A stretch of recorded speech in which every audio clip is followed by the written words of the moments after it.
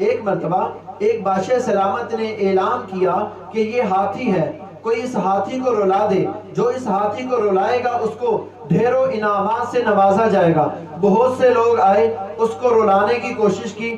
کسی نے کہا میری بیوی مر گئی، وہ نہیں رویا۔ کسی نے کہا میرا بچہ ڈوب کے مر گیا، وہ نہیں رویا۔ کسی نے کہا میرا باپ مر گیا، وہ نہیں رویا۔ کسی نے کہا تجارت میں مجھے بہت زیادہ نقصان ہو گیا، وہ نہیں رویا۔ کسی نے کہا میری ساری فیملی تباہ ہو گئی، میرا گھر اجڑ گیا، وہ نہیں رویا۔ ایک مولوی صاحب آئے، اس نے آ کے اس کے کان میں کچھ کہا، ہاتھی زاروں کی طرح رونے لگا، زاروں کی طرح رونے لگا۔ لوگ بڑے حیران ہوئے کہ مولوی صاحب آپ نے کیا بات کہی ہاتھی کے کان میں کہ وہ زاروں کی طرح رونے لگ گیا؟ مولوی صاحب نے کہا کہ بھی میں نے اس کو اپنی تنخواہ بتلائی ہے کہ میری تنخواہ اتنی ہے۔